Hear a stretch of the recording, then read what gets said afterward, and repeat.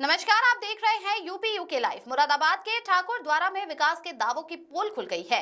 नगर पालिका के ward number 18 के निवासियों ने आज प्रशासन के खिलाफ मोर्चा खोल दिया। सालों से कीचड़ और जल भराव के बीच नरकीय जीवन जी रहे लोगों का धैर्य आज समाधान दिवस पर टूट गया।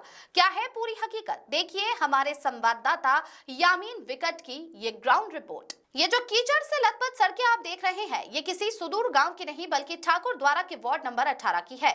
यहाँ विकास के नाम पर सिर्फ आश्वासन मिला है। हालात ये हैं कि एम्बुलेंस तक मोहल्ले में नहीं आ पाती, बीमारों को चारपाई पर लाद कर ले जाना पड़ता है। जल निकासी का कोई प्रबंध नहीं है, गंदा पानी सड़कों पर भरा है जिससे बीमारियां फैल रही है। स्थानीय सभासद मोहम्मद आसिफ का आरोप है कि पिछले साल सितंबर में भी शिकायत की गई थी, लेकिन नगर पालिका प्रशासन कुंभकर्णी नींद सो रहा है। सभासद मोहम्मद आसिफ ने बताया कि हमने बार बार लिखित में दिया, डूडा विभाग को भी निर्देश हुए, लेकिन कोई सुनने वाला नहीं है। वार्ड के बच्चे स्कूल नहीं जा पा रहे, बुजुर्ग गिरकर चोटिल हो रहे हैं। प्रशासन भले ही विकास के बड़े बड़े दावे करे, लेकिन यहाँ की हकीकत इन कच्ची सड़कों और गंदे पानी में साफ देखी जा सकती है। अब देखना यह होगा कि समाधान दिवस की इस शिकायत के बाद क्या अधिकारियों की फाइलें हिलती है या जनता को फिर से सड़कों पर उतरना पड़ेगा। यामीन विकट की ग्राउंड रिपोर्ट। पानी भरा है, जो जलकल वालों ने टोटियाँ लगाई हैं, टंकियाँ फिटिंग करी हैं, उसमें एक तो सबसे पहली बात इन्होंने डाटनी लगाई है, जिसकी वजह से जब पानी चलता है तो वो फ्री में पानी सारा बह रहा है। सबसे पहली कमी तो ये है। जलकल वालों के खिलाफ कल हम कई बार हम प्रार्थना पत्र नगर पालिका में भी दे चुके हैं और हमने तहसील दिवस में भी दिया है। उसके अलावा उनकी लीकेज इतनी ज़्यादा है कि आज तक उनकी मरम्मत नहीं कराई गई है। दूसरा ये है कि हमने नगर पालिका को कई बार ये संज्ञान में डाला है कि यहाँ पर पानी के निकासी की कोई व्यवस्था नहीं है।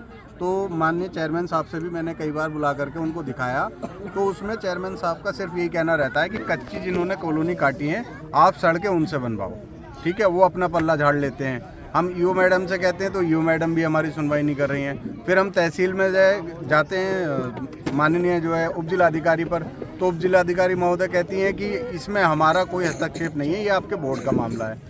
तो उसके बाद में भी मैंने पिछले 2 सालों से निरंतर जो है तहसील दिवस में भी एप्लीकेशन लगाता चला आ रहा हूँ, लेकिन आज तक संज्ञान नहीं लिया गया है। तो मेरा कहने का मकसद सिर्फ ये है कि ये जो आवाम रह रही है, जो नगर पालिका को टैक्स पे करती है, हमें या तो ये बताएं नगर पालिका वाले कि आप विकास नहीं करेंगे तो आप किससे कराएंगे। उप जिलाधिकारी मना कर रही हैं तो फिर हम किसके पास जाएं। डीएम महोदय के पास हमारे लगातार निरंतर हमारी एप्लीकेशन जा रही है, वो कचरे के डब्बे में जा रही है। तो ये पब्लिक जो टैक्स जमा कर रही है, हर चीज़ का टैक्स दे रही है, तो ये पब्लिक जाए तो जाए कहाँ। अब हमको बहुत बड़ी समस्या है, अगर समाधान नहीं होता है तो अगला कदम क्या रहेगा? हमारा अगला कदम ये है, कल हम धरना प्रदर्शन तहसील दिवस में सभी वार्ड वासियों के साथ मैं मार्च करके रोड पर जाऊंगा और वहाँ पर अगर डीएम साहब आते हैं तो उनको हम अपना दुखड़ा सुनाएंगे। आज यहाँ मोहल्ले के लोग इकट्ठे हुए, क्या समस्या है? समस्या ये है कि जल उस समय बहुत भरा हुआ है, बच्चे स्कूल नहीं जा पा रहे, बच्चे गिर जाते हैं उसमें, बाद में घर वाले माँ बापों की भी धाक पुकार सुनते हैं, उधर स्कूल नहीं जाते। जब 1-2 दिन के बाद स्कूल जाते हैं गिरने के बाद, तो उधर मास्टर डांटता है कि तुम पढ़ने क्यों नहीं आते। उनको भी माफी में मार लगती है।